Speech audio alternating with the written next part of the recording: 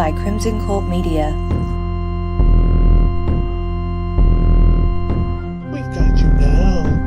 No turning back. Welcome to Moths to the Flame. Listener discretion is advised.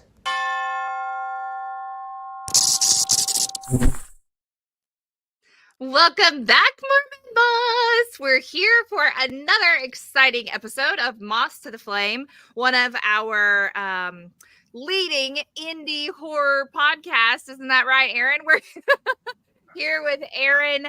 Tell me if I'm saying this correctly. Furlong?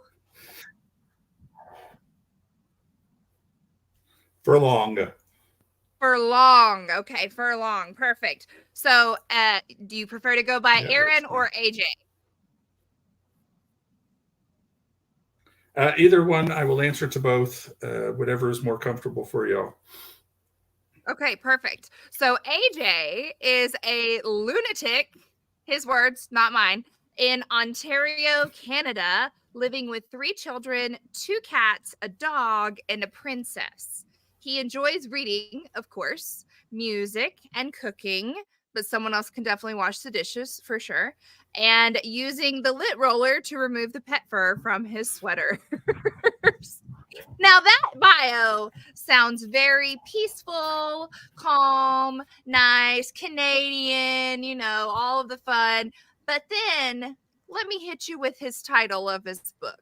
In January of 2024, so just very recently, he bestowed upon the world Industrial Murder. Who wouldn't want to kill their boss? Talk about a title. Okay. So let's hear about this book. Who wouldn't want to kill their boss? I'm hoping you're self-employed or like your boss doesn't know. Like, tell us about that. The boss does not know, but it's about the former boss that we all wanted to throw into the shred machine. So he was the inspiration for it. We had a very large, very brutal shredder. You can find a picture or a video of this machine on YouTube, and I tell you, it is the scariest machine that you could imagine. And daily, we thought about seeing if he would survive it. I'm glad it was just thoughts and not action. So is this book playing out those thoughts? Just thoughts. All right. So extreme horror then, or just more campy. If I can't do it ridiculous, then I'm and have fun with it, I'm not going to do it. So, you know, just take everything to the absolute ridiculous point and have fun with it. Yes, I love weird fiction. That my favorite is when my writer friends are like, oh, I want people to walk away from my book inspired, or, you know, in other genres. And I'm like, I want people to walk away from my books and go, what the fuck was that?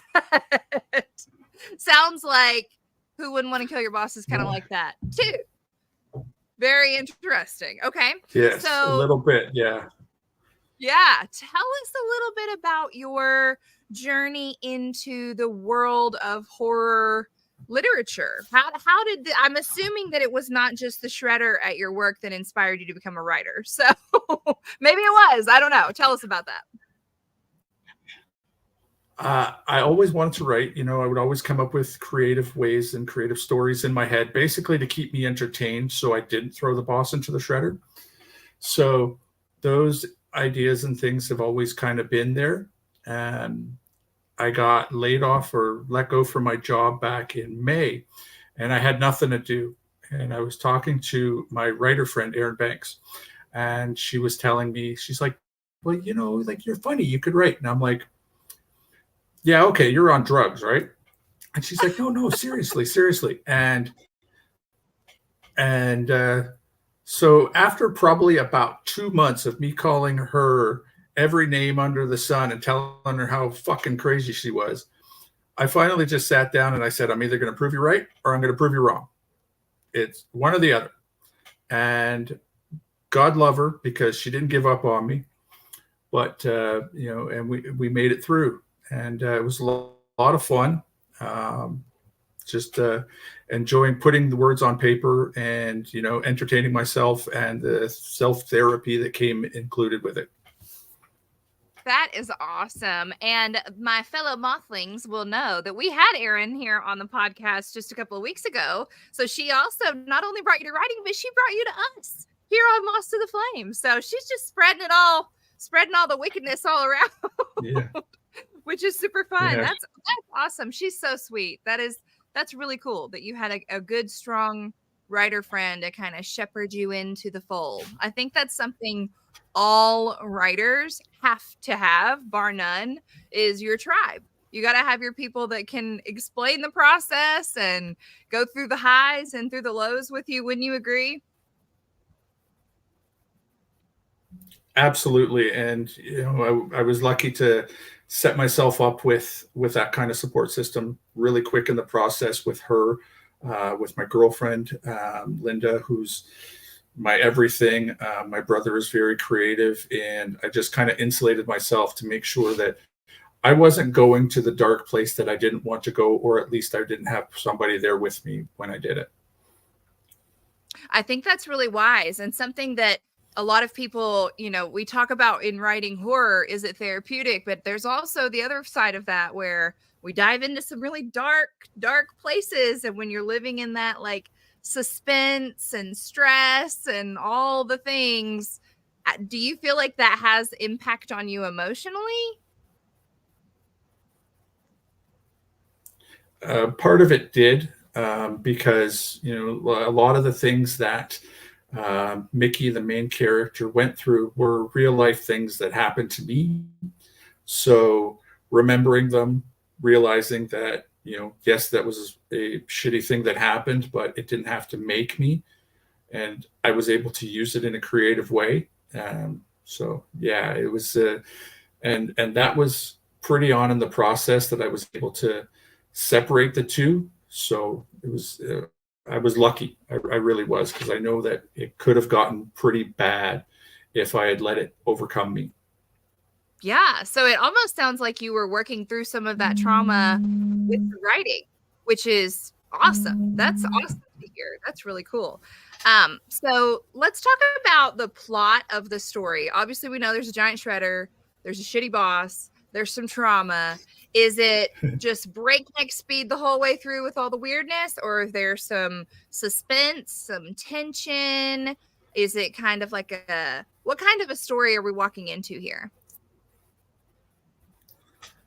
It's a story of, the main character's name's Mickey, and yes, he's a psychopath and a lunatic, but he also has a soft spot for some people that he comes in contact with.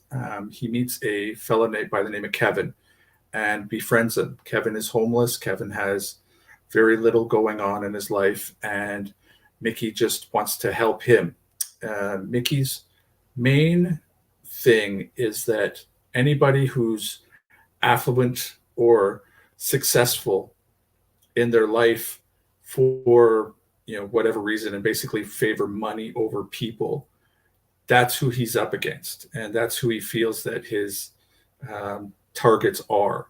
And there's 3 of them in the story that he does bring to their unfortunate demise.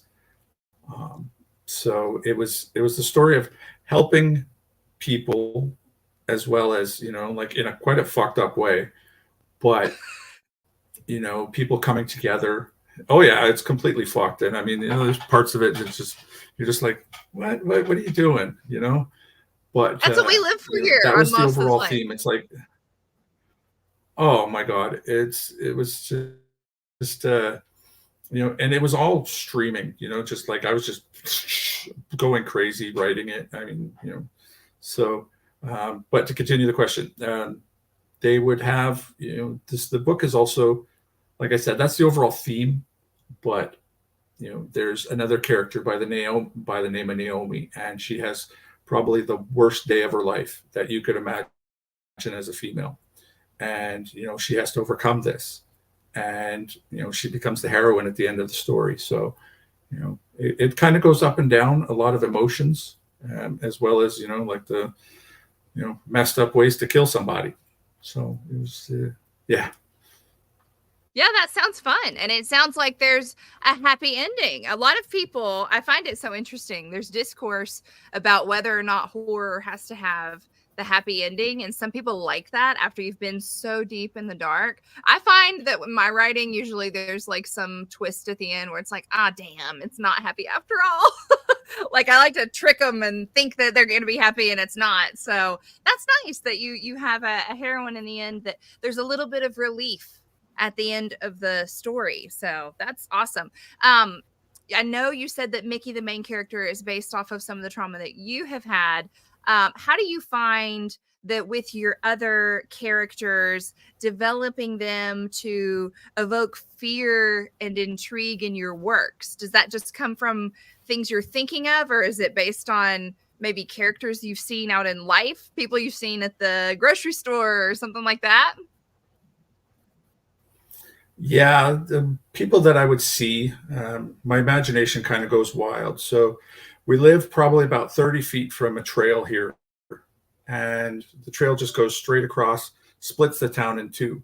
So I'm a coffeeholic. I'm addicted to caffeine.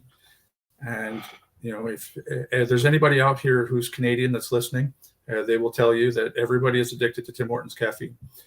And I would walk along that trail and I would just imagine what those people are thinking, right? It could be, the old lady who's pushing the carriage who has the dog inside of it, or, like the lady who's running, and I have to think nothing's chasing you, but just imagining, like what are they going through? Why are they doing it? And then putting that into my book. That's really cool. I love that. And I'm a big people watcher too. Such a creep. I love playing that game of what's their story? Where are they going? Where did they come from? What are they doing? Like, it's so, so fascinating. And then I always think too, when people look at me and I'm like bebopping around with my pink hair and all sweet and happy, and then they have no idea that it's all the darkness going on in there. Like, I think that's super, super fun. Okay, so tell us. The trail goes. Sorry. No, go right ahead. Tell us about. I was going to say the trail goes down quite a bit. The trail goes down probably about 2 miles, and there's so many people that are on there at any given time. And Aaron and I used to communicate with like voice text and stuff, and I would be stopping because I didn't want anybody to hear what the hell I was saying to them while I'm walking by them. It was crazy. That is so fun. Honestly, that sounds like a plot for a story in and of itself, right? Like the trail walker who is like the trail stalker or something. That's so fun. I love that. Yeah. So I'm trying. For all of our watchers, we're dealing with a lag issue here, so we're trying to make sure we're not talking over each other. So if we wait and there's silence, just give us a little grace, give us a little peace. So I know that Aaron kind of coached you through the process. Did you do any pre-planning, plotting, outlining, or did you just totally pants your way through? I know you said you had a stream of consciousness thing going on, but did you know where the story was going?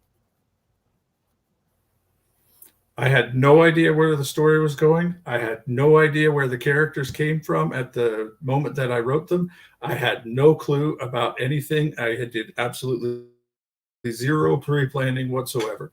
It was just, to hell with it, go. Chaos reigns. I love that.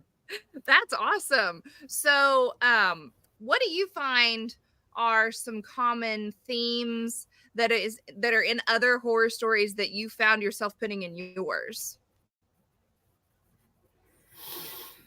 The retribution, I would believe, is a common theme. Revenge. That's the big one. It's the person who feels slighted for whatever reason and needs to overcome that for whatever reason, right? Even if it's manufactured in their own head, right? Right. Yeah, that's what I would say.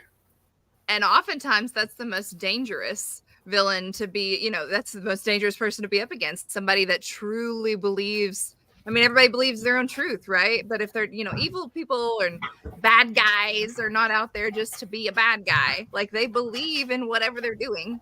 So Yeah, they've got a mission, and they're gonna come at it hell or high water.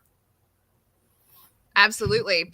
Okay, so speaking of believing in your work, what type of feedback have you gotten on your story so far, especially one with such you know, an off the wall title, first of all, that I find hilarious, but with some death and some violence and some shredding, you know, what kind of response have you gotten so far? A lot of, what the fuck are you doing? And yeah, that was the big one. It's like, really? Like, you've been a manager. What the fuck are you writing this kind of stuff for? You know, like, where the hell did this come from? And that was the big one. That was a lot from a lot of people. You know, just what in the actual fuck, bro? What is wrong with you? What is wrong with all those horror people? They're all freaks. They're all fucked up. Yeah, right. We're just creative. That's all it is. I mean, definitely a little fucked up and definitely a little crazy too, but it's okay. That's, you know, all in the best way, for sure. So, how the voices in our head was company. That's exactly right. That is exactly right. My husband likes to joke about all of my multiple personalities, and I'm like, you too, my dear. Like, we can just have a whole party with just the two of us. It's fine. It's totally fine. So, did you have to do any researching for this novel that you wrote? Did you have to look further into any of the, like, you know, psychosis, any of that kind of stuff? Not as far as the psychosis or the characteristics of the killers or anything like that. There is two characters they named Derek and Alex, and their brothers. And because of my son's background, my son's mother is her family's from the Ukraine. So my son helped me write their backstory, and we had to research a lot about making it sound authentic, that these boys were really from that area. And that did take us some time. But him and I, Canadian Thanksgiving weekend, we fucked through it and managed to get our way through it. I talked to her family, and they were happy with how authentic it was. That's awesome. Number one, fumblefuck might be a new word I'm adding to my vocabulary, because that's a fantastic word and I love it. Number two, I think that's really awesome that not only did you include, you know, that Ukrainian heritage that you already have a connection with your son, but that you did your due diligence in researching to make sure that you got it right in the book, and then had your family also read it to be like, yeah, this tracks, this works. I think that's something that some people miss the mark with. They're afraid to write anything but what they are, you know, and it's like, that's why we have sensitivity readers. That's why we do research, but you have to make sure you're doing your due diligence. You don't just go slapping any kind of culture on the page and being like, this is my story. No, you know. So I think that you did well in doing your due diligence there. That's good. I commend you for that. So what are, other than the what the fuck, what is the most memorable reaction you've gotten to your work? First from someone that you know, and then from someone that you don't know. I guess the most memorable one, and you know, to kind of take it down a notch a little bit, I have a very strained relationship with my dad, and somehow, some way, someone told him that I had done this, and he had read it, and he was giving me feedback, and it meant a lot to me personally. So that was probably the most memorable thing. As far as anybody else, most of the people who bought it, because, you know, like, it's the first time out, you know, it's all my family and friends. And so I haven't had much interaction with people I don't know who've read it. So, but I everything has been positive so far. I'll put it to you that way. Good. All right. So, Mothlings, everybody who's watching, everybody that's listening, we're going to have to make sure that we go read. And doesn't everybody want to kill their boss? And we can give you some feedback from some people that you don't know. So, not me, of course, because now you know me. Now we're friends. Deal. Right? Yes. So, what role do you think fear played in this narrative?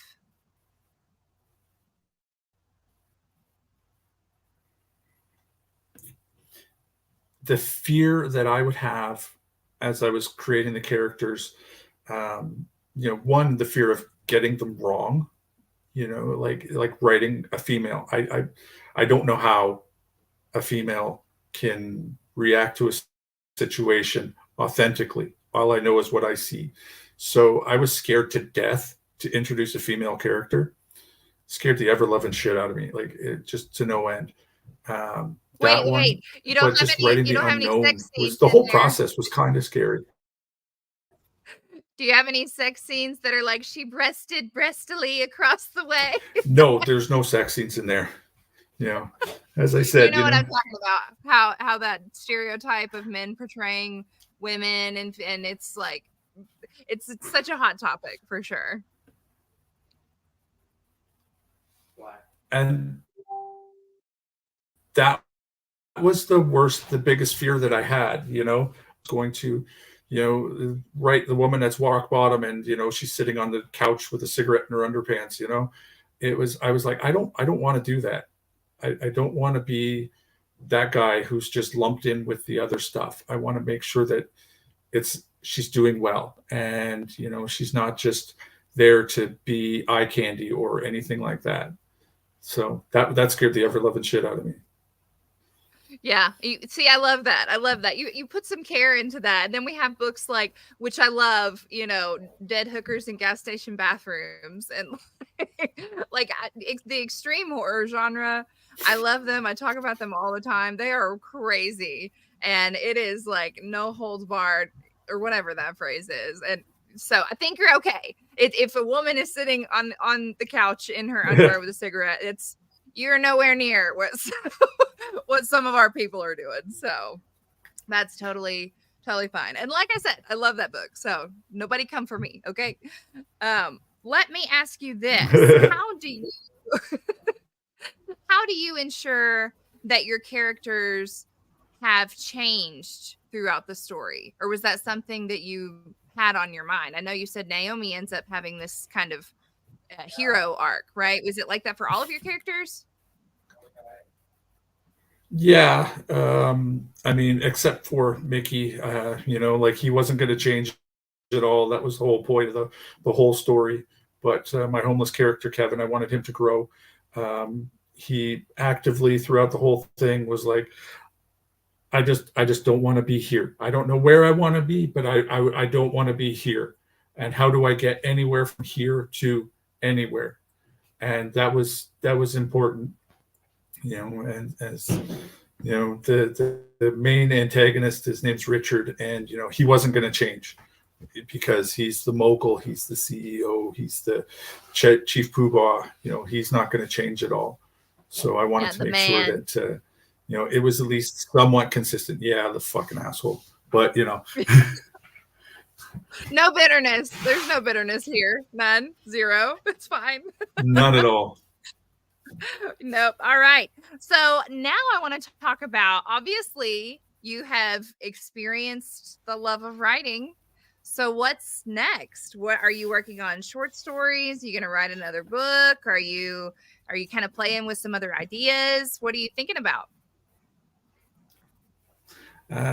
Got a couple things on the go because I fell in love with Naomi and her character. I wanted to see where she could go. And I'm probably about 2/3 of the way through that. But that is a start and stop project. I can only get so far into it because it does kind of bother me a little bit as well. But I think that I think that I can get it right but it's just going to take a little bit more time. So when I stop, then I wanted to see if I had the ability to write anything kind of science fiction-y. See if I could, if there's any Oh, water in that well whatsoever. Yeah, but that's still very fucked up. cool. Oh, perfect. Well, I was gonna say, tell me it's horror though. Like, good. I love Yeah, like these massive space operas, but then when it's just like completely fucked up, I live for that shit. Just the more off the wall, the better. So that'll be awesome. So we will definitely keep an eye out for some horror sci-fi coming from you. Is that the only other genre that you're thinking about maybe dabbling in? at the time, yeah. For now, I mean, I don't know what the future will hold. You would have told me a year ago that I would have been talking to you at this moment. I would have told you you're crazy. So we shall see. Yeah. I mean, I tell most people that want to talk to me they're crazy. So, you know, it still tracks. It's okay. What do you think about as far as horror literature right now? So we're seeing a lot of really cool books that have hit the scene, and I love the indie horror scene. I just feel like it's such a real, down to earth, awesome crowd. I mean, yeah, there's some drama, but I try to ignore all that shit. What are some of the things that you are enjoying seeing coming out? Like, what are you liking to read recently? What are you liking in the film industry? What's drawing your attention right now? And for books and and movies and things, um, there's a it's becoming this idea that everything has been done, and I think that people are stopping and thinking, well, this has been done, but just because it's been done, it hasn't been done by me. So we're gonna fucking go for it and just do it, and we're gonna make this creative, and we're gonna make this fun, and fuck whoever wants to listen to this or doesn't like it. I'm doing it for me. And I love that punk rock attitude towards things. We're just going to do it. You don't like it, don't read the Absolutely. fucking thing. I don't care. You know, Absolutely. And I think that that's what stops a lot of people from getting into writing in the first place because they're like, every story has already been told. And I'm like, not by you, not by you, tell it in your way. So, and everybody brings such different experiences into their writing. Or, you and I might write a story with the same plot. It's going to sound way different, you know? absolutely. Because I know mine would And be the overall overly. uh, Go ahead. so no, I was just going to say that's just the overall attitude towards things. Like you could write, we could have the same characters, we could have the same plot, and it's coming from two different spaces, and it's going to sound completely different, even though we could tell this, have everything mapped out the same and go off the same basis, and it's going to sound different. So anybody who doesn't think that they've got a unique idea, well, you know what, just relax, stay calm. It hasn't been done by you. Don't worry about it. That is the first and best piece of advice that Aaron ever gave me, and I have passed that on to a few prospects and people who are thinking about it, and immediately they stood up and was like, wait a minute, hold on. That's a unique way to think about it. So Yeah, that's awesome. And then I think too, you talk about how you had to do some researching in the story. Sometimes when you unveil those details, it kind of changes little things in the story. I'm like, oh, wait a minute, this opens a new door. I can go in a different direction now, which is all that extra added wonderful spice in a story that makes it unique, even if the idea, the hero finds the whatever and goes on a journey. Obviously that's like the core, however many 7, 8 types of stories that there are, but they're all so different. So it's like we're not now listen here, everyone, Mothlings. We're not on here on Moths of the Flame saying go rip everybody's ideas off. That's not what we're saying. Not what we're saying. We're speaking in broad terms, right, Aaron? absolutely, we are using the very big paintbrush when we're discussing this. We're not using the fine strokes on this one. Right.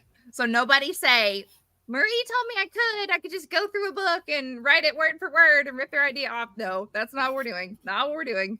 So what about in horror films? Same thing? Similar. I mean, at least we've gotten away from a little bit of either the slasher or the horror porn that was prevalent. The stories are coming back into these Oh, I movies, have bad and news I for think you, that's Aaron. really good. Bad news for you. Oh, you disagree? Oh, no. I agree with you on that. But you just talk about like horror porn. And Mhm. I have literally, it's like a horror porn book coming out April the 2nd. We had a launch party for it last week. And I'm just like, there I am bringing the trash back in. Like, I'm not going to let it go. So No. hate to break it to you. We're doing it in the book world too. Oh, well. Well, So, kicking yeah. and screaming. Yeah, not really, but it's okay. So what is your favorite horror movie? Oh gosh, I know, tough questions. the original Scream, I would believe. Want to make sure that I get the question. Like at least put some thought into it. But the original Scream, I would say. Remember watching that one when I was younger and scaring the shit out of me. Loving Matthew Lillard to this day. Oh, same. I love him so much. 13 Ghosts. Yeah. We watched So 13 Ghosts probably about a week ago. that's awesome. That is awesome. I had a really cool experience where there's a local group in my state. It's Knoxville Horror, run by the fabulous Sarah Claxton. And we had an event in a cave, a local cave here in Tennessee. I live like in the mountains, okay, where we watched 13 Ghosts in the cave, like had a whole film situation. It was so cool. And we have absolutely nothing like that. And I am so jealous that it's driving me crazy. I know. Come visit us. Well, you talked about a trail, and I was wondering, does it have trees and forest and that sort of thing around it, or no? Does it not look like that? The trail in your city? There's trees around it, but there's apartment buildings on either side, and it goes through city streets, and there's an industrial complex. It's really just for me to get to Tim Hortons and back. But because I would walk along it every day, that would be the creation process. So I'd be like, damn it, I want to write something. What am I going to do? And I would sit down or put my shoes on and get out and go. And usually within about 50 feet, I would have an idea, but I would still want my damn coffee and have to walk, what is it? 0.6, half a mile down and back to get my coffee. And then by the time I'm done, I've sent Aaron 38 voice messages trying to make sure that I didn't forget what I was going to say. I love how the whole time I was sitting here thinking, you said trail. So my country Tennessee ass is sitting here thinking like forest, like Adam Neville, like folk horror, like bears and shit. I'm imagining like Canadian grizzlies and all this. And then you're like 0.6 miles to get my coffee. I'm like, what? That's not a trail. I was thinking of like the woods. I was out in nature, I guess. I don't go there very often, so It would probably have been better that way, but no, unfortunately, I'm in the fourth largest city in the entire country, and there's all of 300,000 people here. That sounds like my nightmare. That's a nightmare to me. No, thank you. I like living out in like want to walk in your backyard naked, no one will see you like that's what I like. Okay, not saying that I do that, neighbors, sorry guys, but You know, that's 300,000 That definitely people. ain't happening in Kitchener. No, yeah. No, man, that's wild. Well, I don't know. Sometimes in the cities, deep in the cities, maybe that's just in America. I don't know. I know it happens in Europe too. So Canadians, you guys behave though, right? You don't have a bunch of nudity running around all the time on your trails going to get coffee, right? Well, it's completely legal here, so there's no law against a woman walking topless throughout the city if that's what she would like, because we don't have the right to tell a woman what she can and cannot wear. All right, Mothlings, you're hearing it here first. I'm moving to Canada. That's awesome. That's awesome. Yeah. Really? The whole country? I didn't Now, know that. Yeah, 100%. 100%. So I will tell you that in the 46 years that I've spent on this planet, I have yet to see a woman take that offer up, but it is a bit available. Canada. Ladies, if Canada, get it together. I want you guys to free the nipple. If you can, we Americans would love to. Okay. I will point out right now that it is snowing outside, so that nipple will be hard enough to cut the glass on the windshield. But you know, Yes. it's available. Oh no, there was I cannot remember what episode it is. Some podcast episode that I had. It was in season 1 for sure. One of my earlier episodes. Someone else was talking about it being so cold that nipples could cut, and we talked about a whole slasher where a woman just went through with her hard ass nipples and just took everybody out. And I'm like, now it's back again. And so that is, I feel like it's meant to be. You are welcome. Yes, I'm gonna have to write that one. I guess that'll be one of my next. Who knows, novella, something. That is ridiculous. So back into literature and not nipples cutting glass. What is the last horror book that you read? Oh gosh. Put you on the spot. Other than Aaron's book, of course. Of course. I read that one for feedback as well as other things, but I would have to say Aaron's book, which is about rage for anyone who hasn't read it. Yes, About Rage. Sorry? I was going to say, what is the title of that? I couldn't remember. About Rage. So everyone go check out Aaron Banks, who we keep talking about, who is fabulous, About Rage. And I think it came out. Do you know off the top of your head? I don't remember the date. It was in 2022. I want to say in October, November. I can't remember off the top of my head. But listening, the accompanying soundtrack has this guy on the soundtrack saying things that I would never say in polite society. Give us a taste. What did you say? I have to know.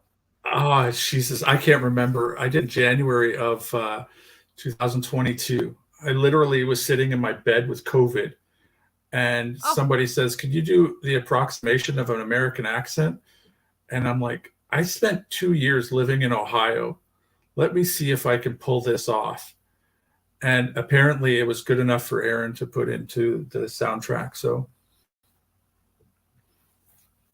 Okay, now I need to hear the Ohio accent. I got to hear it. I don't know, man. We're just going to go out to the mart and we're going to do whatever. I don't know. I feel like that's pretty south. Got some southern happening there. You need a little more Midwestern twang, but very, very good for an American accent. We were up near Columbus, so. Oh, so out in some cornfields and shit. Yeah. Yeah, nothing but cornfields and goats, Oh, stinky goats. Yeah. That's we have cows and all of the. I'm not we personally, but we Tennessee surrounded by cows. So, yes. Anyway, all right. Are you ready for the infamous lightning round of Moths to the Flame? Give her. Oh wait, And that's what's funny Canadian for let's go. Thank you. I was like, what? It's true lightning with thunder, lightning strikes, then the thunder rumbles, because we've got our little feedback happening here. It's, the delay. So it's a true lightning round. How funny. Yeah. Okay. So first one up. Would you rather be chased by a monster on Mount Everest or buried alive in an avalanche?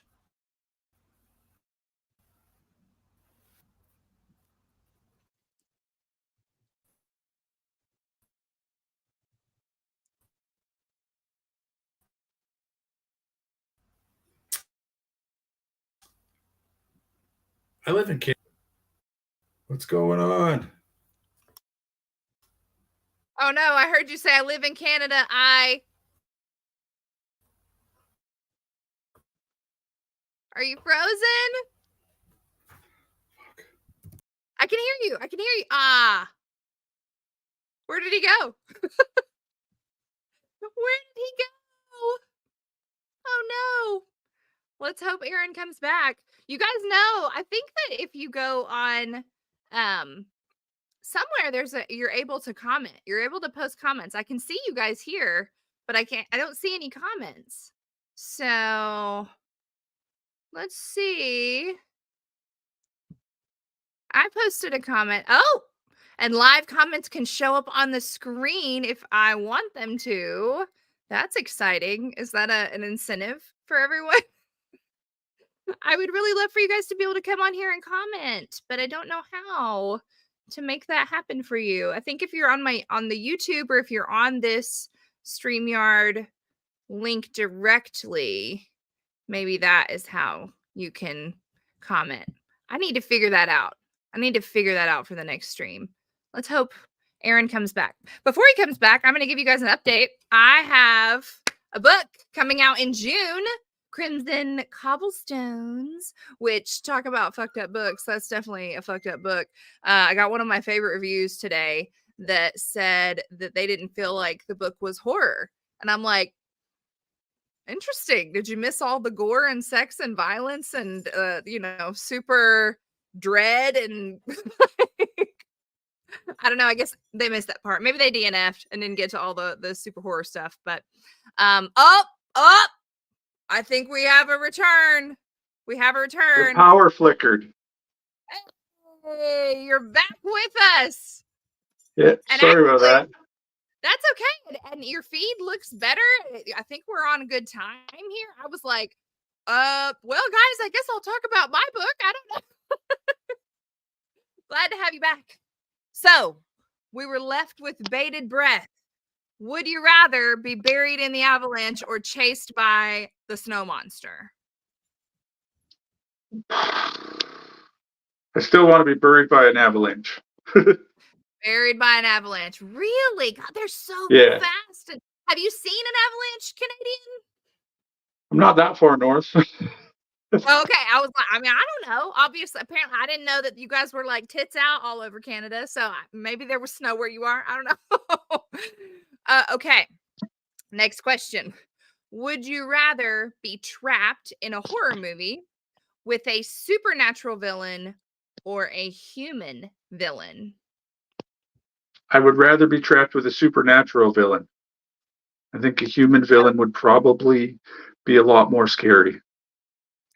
That is so interesting. I am the total opposite. I would rather have a human villain because I feel like I could take them. Like I could just I know I got that. If it's supernatural and it's like a ghost or some shit or like a demon or like I don't know what I'm up against, So, but humans are true horror. I mean, they're scarier than anything anyway. So, okay. Absolutely. Yeah, let me one up you on that then. Would you rather be trapped in a horror film with a supernatural villain or the antagonist of your book, the big bad? The big. Well, I've met him. He's a pussy. That's why I killed him. So I'm okay there. We'll just throw them in the shredder. No big Just deal. throw them in the shredder. Yeah, no big deal. That is hilarious. Okay. Do you prefer slow burns or jump scares? Slow burns. Slow burns. Yeah. Okay. Okay. Is your book a slow burn type book? Yeah, it's very, very, there's not really too much in the way of, no, nothing like that. Right. Right. I mean, I feel like the going into the shredder might be a rare moment. Just maybe. It would be. It would be. Oh. Oh, I'm intrigued. Okay. We're Honestly, just gonna you would survive probably about 5 seconds in the shredder. I would not even survive standing next to the shredder. My hair would get caught in it. Like it wouldn't even. There's no way. There's no way. Okay. Would you rather be a character in a Stephen King novel or a Clive Barker novel? You're fucked either way. I mean, It's like asking if, like, what's your favorite filling? yeah. The one. Um, I love I should Stephen put that in King. the background. Yeah, I love Stephen King. I think that that would be something to be a character in one of his books. That would be really cool. That's another thing too that happens so often in the indie horror world where people are putting, people that they know as characters in the books for fun. And I just Mhm. like, bar none, that's some of the coolest shit ever. I absolutely love that. I think that's fun. And it builds community and that's really fun. So anybody that's listening out there, any of you watchers out there, book writers, man, Lady Marie here. I would love to be killed off in your books or be the killer. I would love that too. Artist choice. You can do what you like. Exactly. Exactly. You just choose. You put me in there. I'm up for the slaughter. It's fine. Okay. Killer clowns or killer dolls?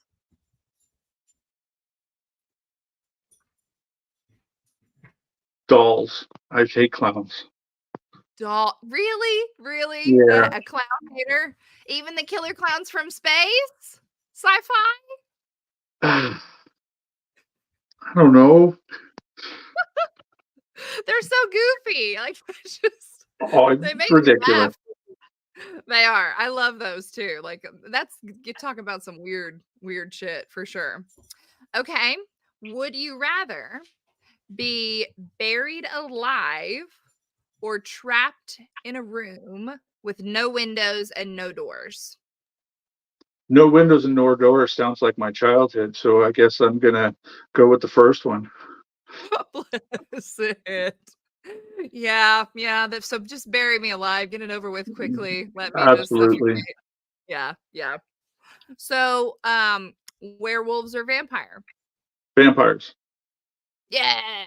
And vampires are having a moment right now. They're gaining speed again in horror, and I'm pumped as fuck about it. Like, I'm just waiting for Nosferatu to come out, and I love it.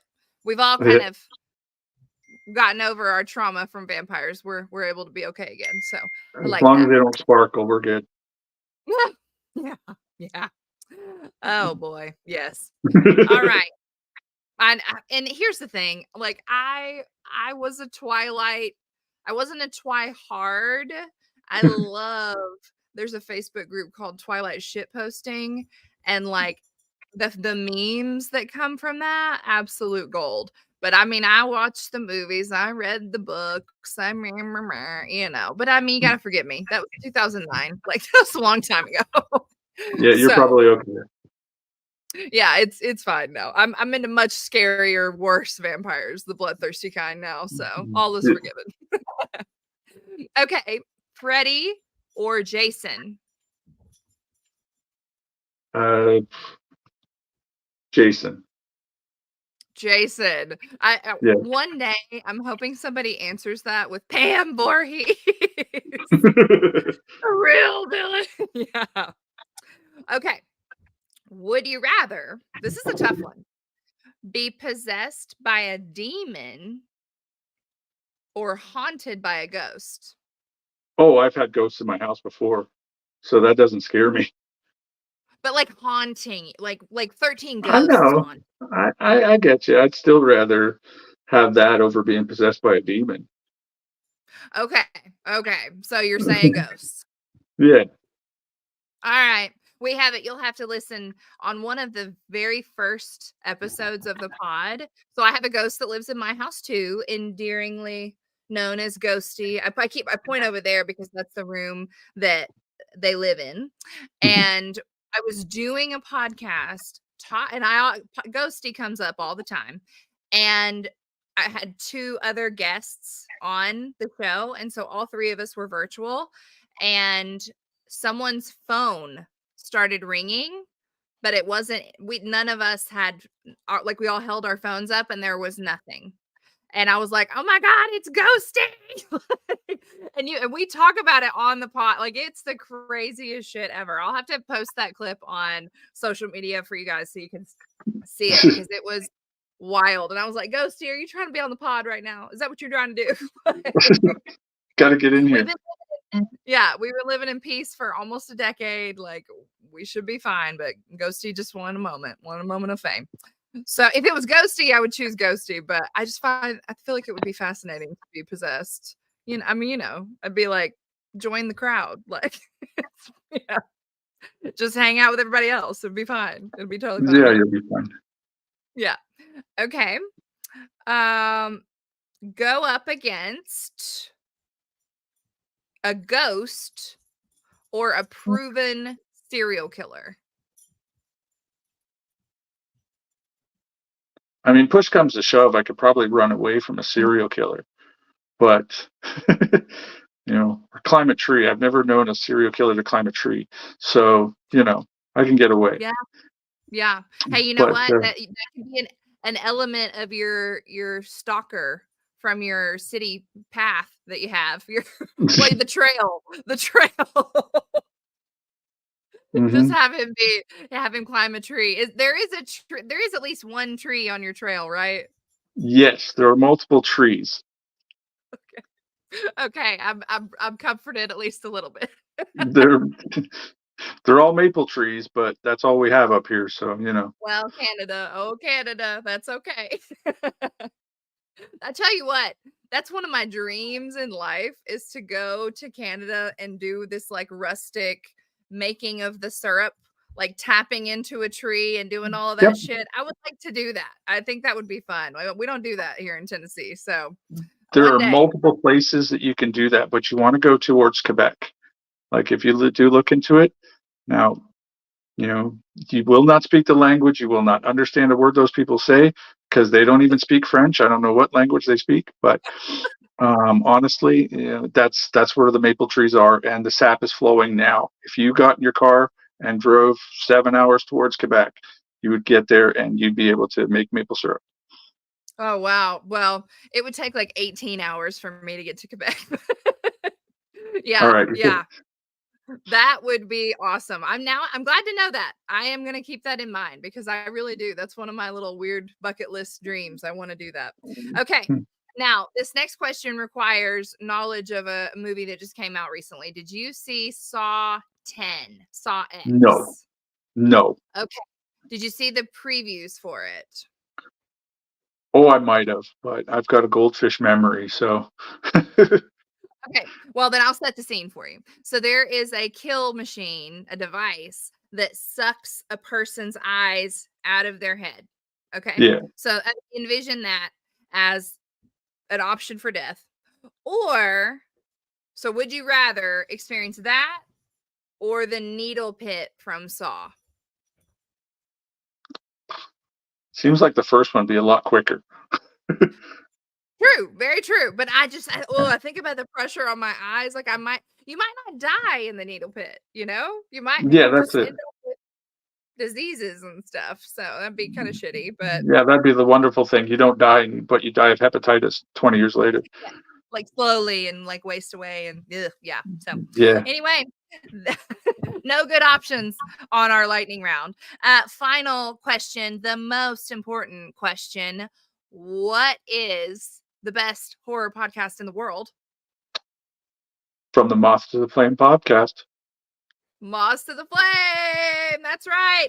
Okay, so Mothlings, we are just about out of time. I want to thank you, AJ, for coming on to the pod with us today. Tell everybody where they can find you so that they can go order your book and all your future books and keep up with the world of AJ. The books are available on Amazon. If you're in Canada, they are also available at indigo.ca. Awesome. Awesome. And you have, let's see, social media wise, where can they find you on social media?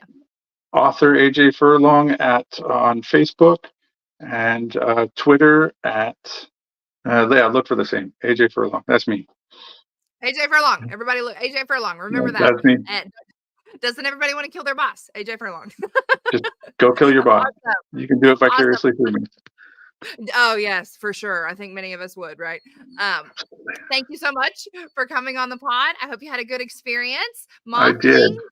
I will see you guys again next Tuesday, 6 p.m. for our next Moths to the Flame episode. So thank you all for joining us. Thank you for joining us, AJ. I'll see you guys next week, okay? Toodaloo. Bye.